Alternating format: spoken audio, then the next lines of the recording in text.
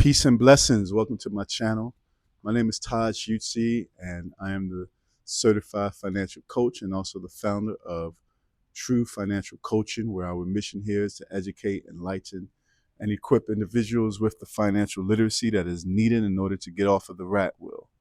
What is the rat wheel? The rat wheel is when one is constantly financing objects that go down in value for them, but up in value for the banks at the same time. The wheel is only powered as long as the rat is in motion. So when one is constantly financing depreciating objects, then they continue to keep that wheel in motion. It's not until one wakes up and realizes that they are the rat that is powering the wheel that then they can create a plan, and then through diligent implementation of that plan, they can allow themselves to get off the rat wheel.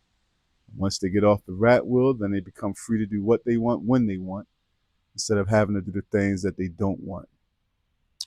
Today's video, I wanted to just come on and kind of talk briefly about credit card use versus credit card debt.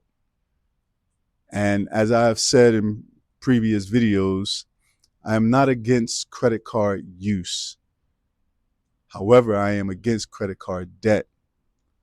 And recently I had watched a video of a YouTube content creator who was talking about using credit cards and applying for credit cards, and you know, in her video, she uses it the right way.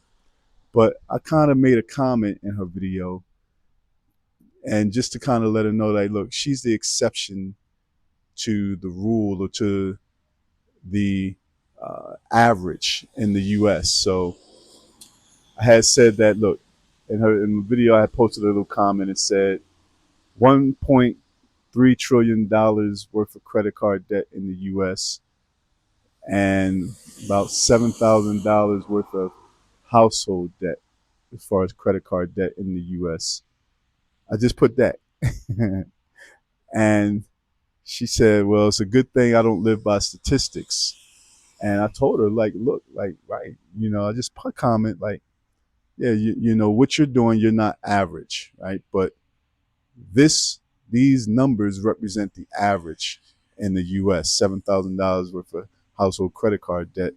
That's the average, right? And the average is the one number that represents the collective group.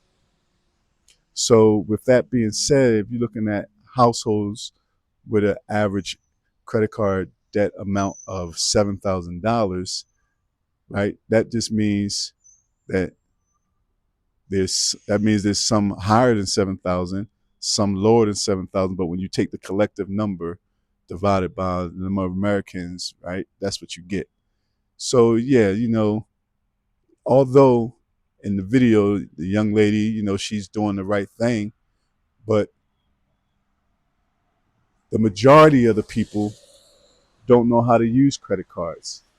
Hence, $1.3 trillion of credit card debt.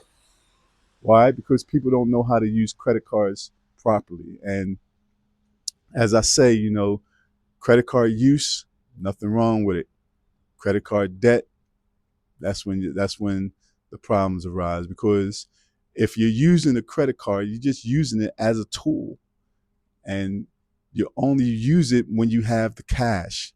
So, you know, me personally, I do have, you know, I have three credit cards. I have one for my personal use, one for use for buying items for True Financial Coaching, whatever it may be, and then I have another for like when I travel. But I don't carry debt on them, right? I pay them off, and in some cases, I pay them off the same week. I pay them off before the end of the month, without a doubt. But some cases, as soon as I make a purchase, I may pay them off the same week. Why? Because I already have the money. I was already going to make the purchase anyway. And again, credit cards, simply a tool, right? Just like a hammer, just like a lawnmower, you know, just like a knife, you know, cooking utensils. It's just a tool. You use it when you need it, and that's it. And like I said, the majority of people in America don't know how to use credit cards. They don't know how to use it. And one thing that I recommend if individuals, trying to need to use credit cards, like for some people, they need to use a credit card to kind of boost the credit score if they're trying to get debt, like a mortgage or something, right? Or if they, may want to rent and the landlords or the agency whom you're renting from may want to see a credit score. So if you're going to use a credit score for those purposes, then yeah, credit card is a good tool to boost your credit score up. However, just use the credit card on items that you were already going to purchase. So, for example, even if you have like subscriptions, just put the subscriptions on the credit card. You were already going to use, you already got the money to pay the monthly subscription fee. So just link the credit card to that subscription. And then when it's time, once the payment is deducted from the credit card, you already budgeted that in for your expenses, so just use the money to pay off that. Or if using gas, you want to get gas, you budget a certain amount of dollars in your monthly budget for gas. You use your credit card, but you already have the cash allotted to pay it back, to pay it off whenever you use it before the interest accrues. That's how you use a credit card. But the majority of people use credit cards unwisely. Why? Because of lack of knowledge or lack of self-discipline.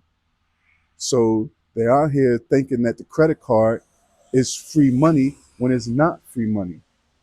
That's money that has been lent to you as a line of credit. But you have people using credit cards to finance bread or to finance vacations or finance clothing. And when does it become financing? When you don't pay the balance on the credit card by the due date, by the end of the month. Because once that month ends and you still have a balance on, now you done finance that loaf of bread. Now you done finance that dress. You done finance that vacation. And then as time goes on, you end up paying quadruple the cost. Why? Because of interest. Because it's and also over the length of time. The length of time. You got a credit card balance and been carrying that balance for 2 years. That means you done paid so much extra money in interest, so much extra dollars in interest off of an item that you probably don't even have any longer, off of an item that was only probably worth $5 or $20. Now you don't agree to pay more simply because you didn't pay the credit card off before the end of the month. But many people do that. They look at credit cards again as emergencies. I'm going to use a credit card in case of emergency. And the question that I always pose is, why don't we have cash in case of emergencies? And again, I can say that because that was me. I had that same mindset. Just use a credit card in case of emergencies. But hold up, wait a minute. I've been working for 15, 20 years, and I don't have an emergency savings fund in case of emergencies. Why do I have to rely on the bank's money in case of emergency when I should be able to pull out my own money in case of emergency? The lady was going on in this video, she was going on about out of the reward points that she get, the cash back bonuses that she get, all that other stuff. And again, if you're using it the right way, fine, right?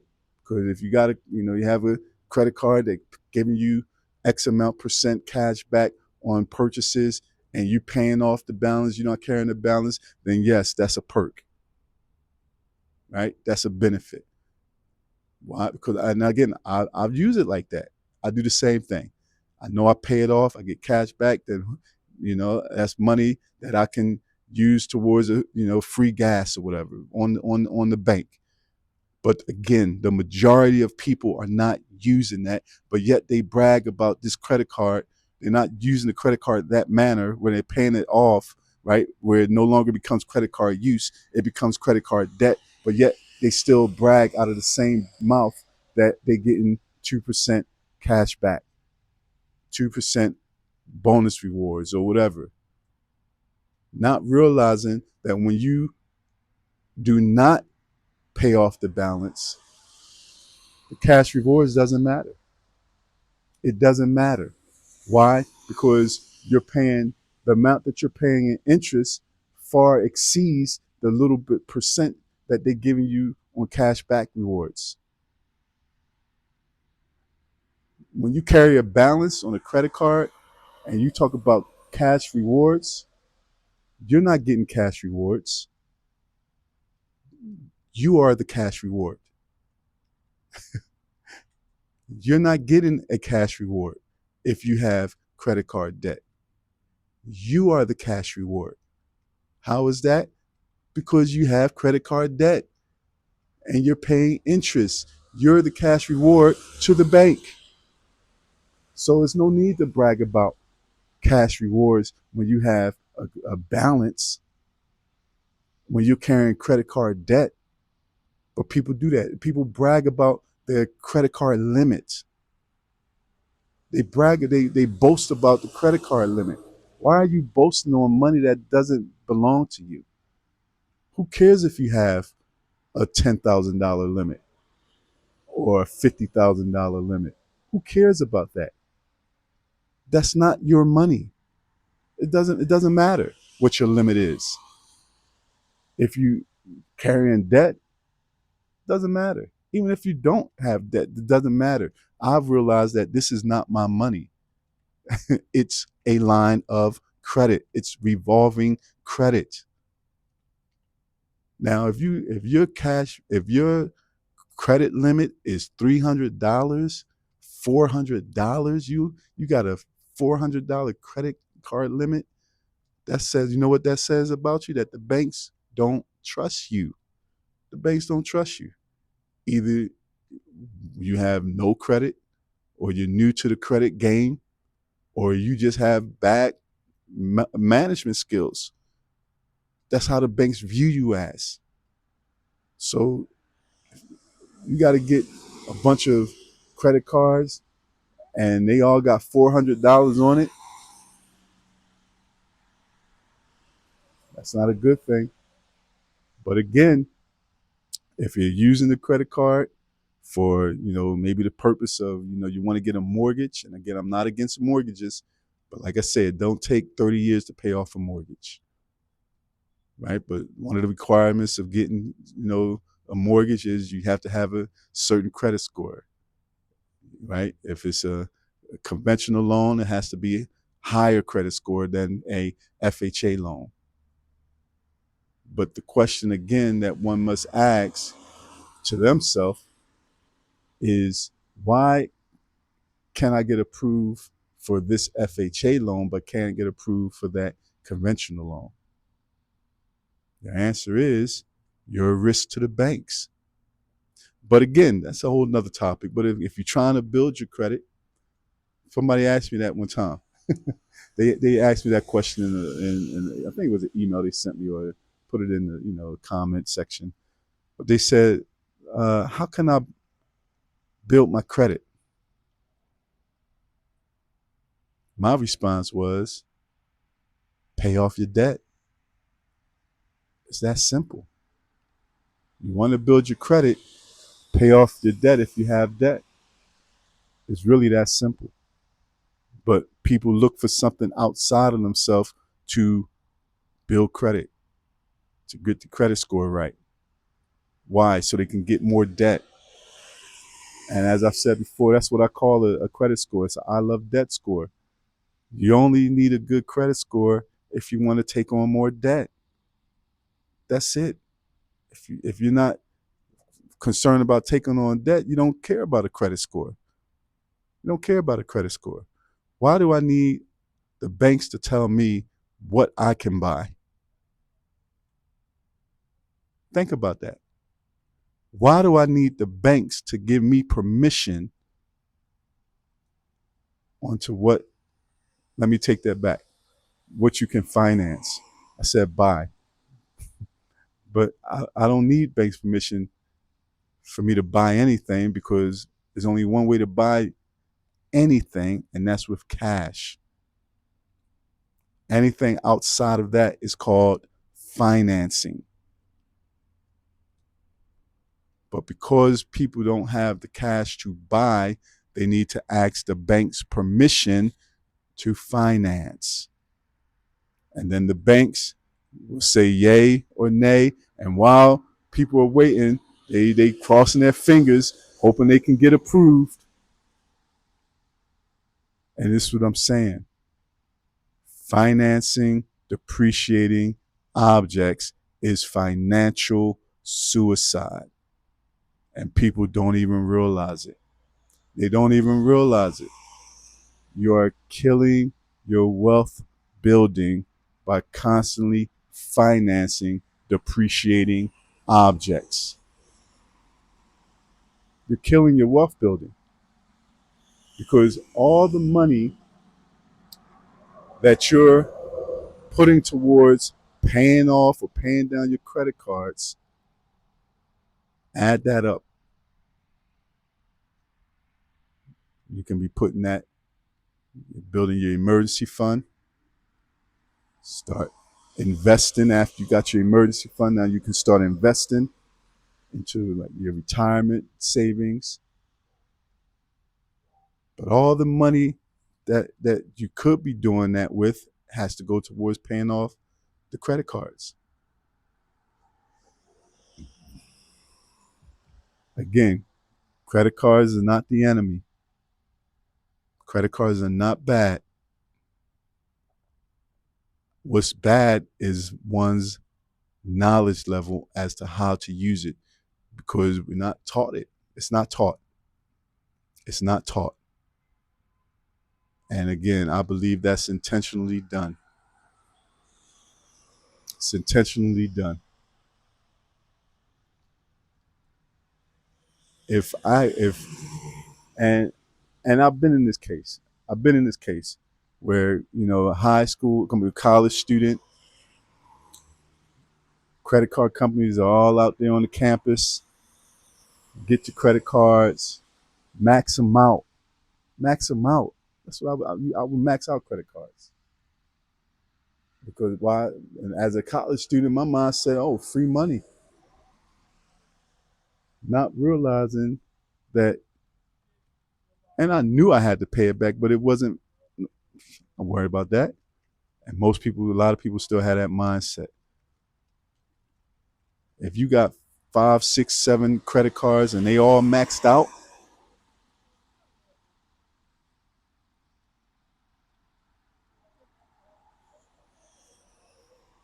and then wondering why, and then still trying to get more credit.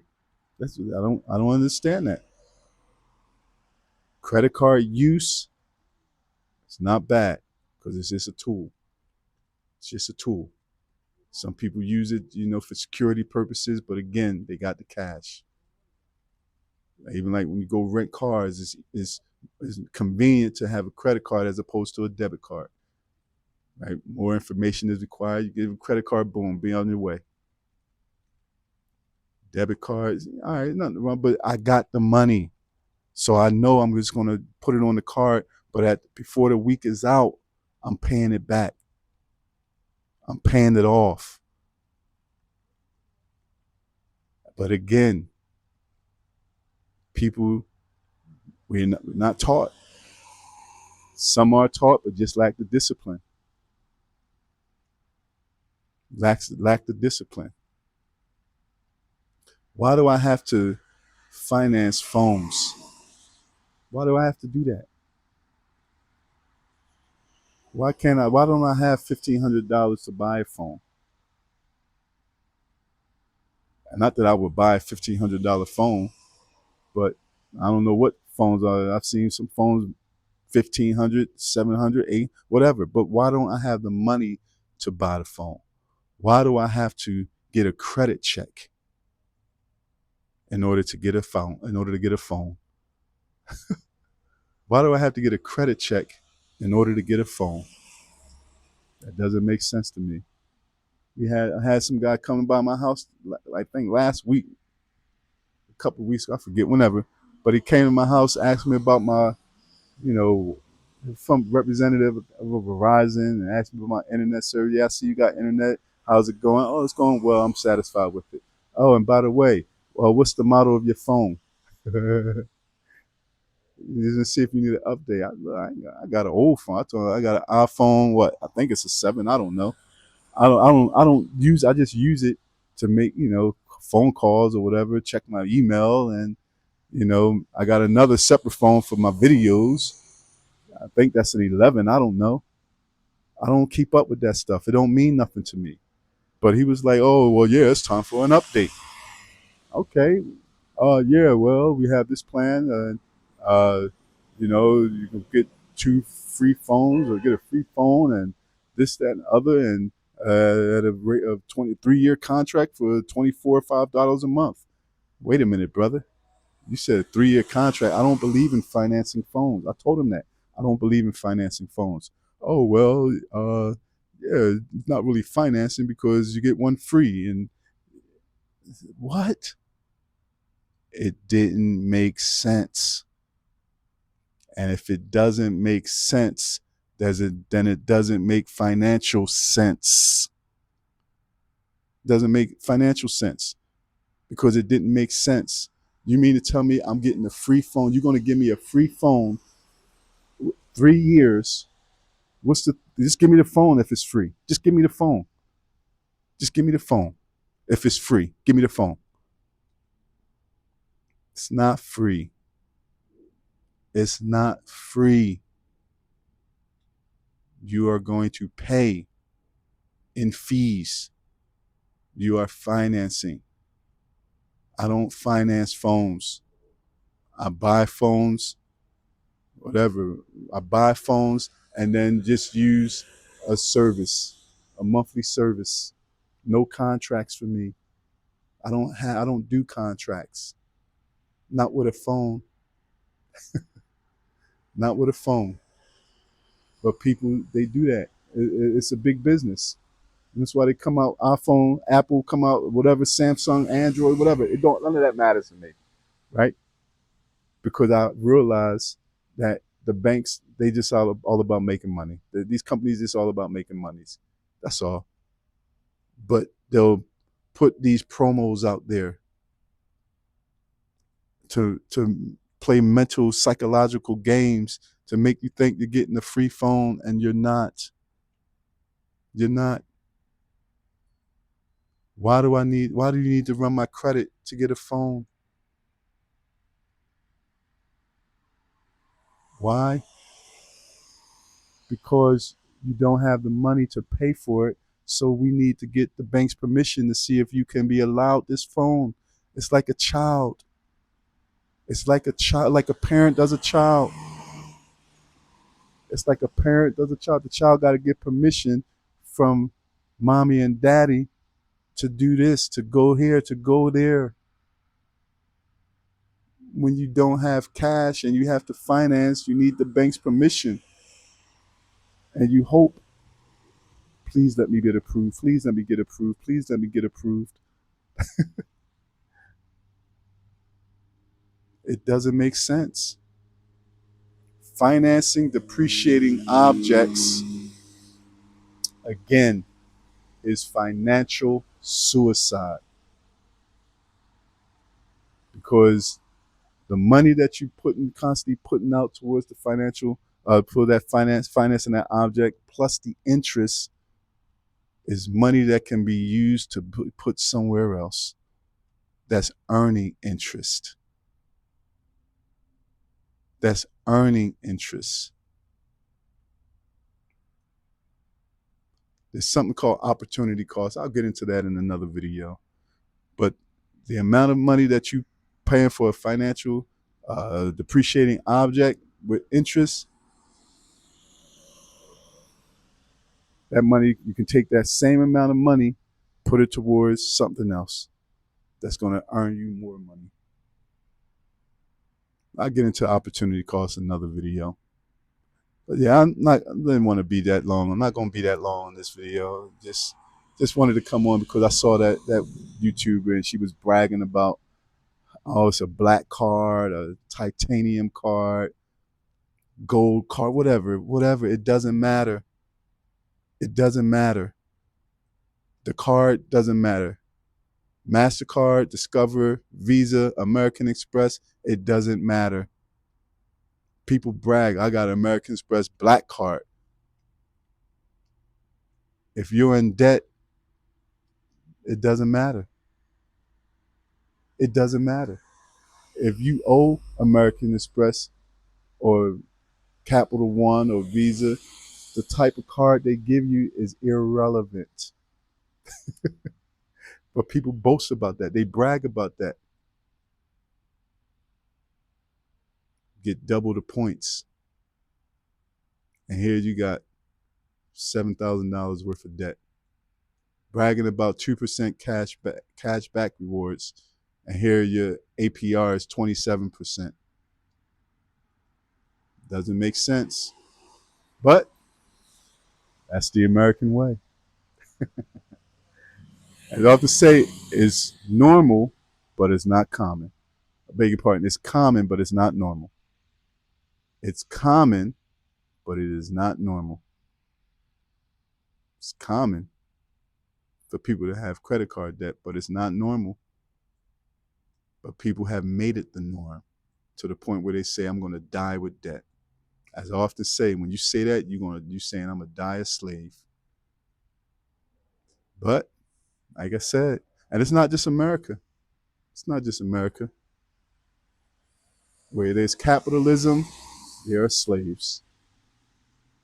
And I'm not talking about Kuta Kinte. I'm talking about being a slave to debt. Being a slave to debt. Because like I often say, debt ties you to your job, debt ties you to a depreciating object, and debt ties you to the banks. So, if you're ready to become free, you're ready to get off that rat wheel, you're ready to invest in yourself, because it's impossible, mathematically impossible, to invest in anything outside of yourself before you can invest in yourself if you have debt. You got to invest in yourself first.